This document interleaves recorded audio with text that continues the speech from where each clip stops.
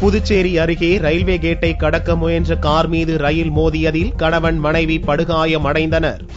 புதுச்சேரி ரெட்டியார்பாளையத்தைச் சேர்ந்தவர்கள் வாசு இந்திரா தம்பதியினர். இவர்கள் கடலூரில் உள்ள உறவினர்களின் திருமணத்திற்கு சென்றுவிட்டு காரில் புதுச்சேரி திரும்பினர். அப்போது புதுச்சேரி கம்பன் நகர் ஆளில்லாத ரயில்வே கேட்டை கடக்க முயன்றனர். அப்போது சென்னையிலிருந்து புதுச்சேரி வந்த பயணிகள் ரயில் கார் மீது பயங்கரமாக மோதியது.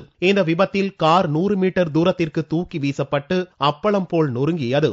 காரில் பயணம் செய்த வாசு இந்திரா தம்பதியினர் படுகாயத்துடன் மீட்கப்பட்டு புதுச்சேரி அரசு மருத்துவமனையில் சிகிச்சைக்காக அனுமதிக்கப்பட்டுள்ளனர். வயல்வெளியிலிருந்து நேரா நடந்து வந்தேன்.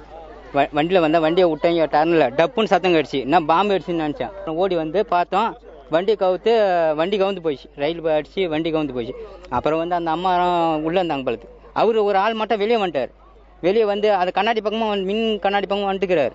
வந்தவொடனே அவரு அந்த அம்மா மட்டும் தூக்குறதுக்கு நாங்கள் எல்லாம் லேடிஸ் எல்லாமே வந்து தூக்கி நிமித்தி அந்த அம்மா மட்டும் தூக்கி ஆட்டோவில் ஏற்றி அனுப்பிட்டோம். அவங்க வந்து ரத்தம் வந்து தாழ்வாரம் உடச்சுன்னு அந்த அம்மாவுக்கு.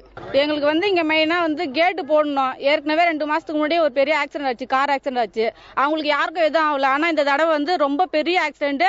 ஒரு லேடிஸ் ரொம்ப சீரியஸாக இருக்கிறாங்க. நாங்கள் குழந்தைங்களாம் நிறைய வச்சிருக்கிறோம். எங்களுக்கு கண்டிப்பாக கேட்டு வேணும் எங்களுக்கு. இந்த விபத்து குறித்து முதலியார்பேட்டை போலீசார் வழக்கு பதிவு செய்து விசாரணை நடத்தி வருகின்றனர்.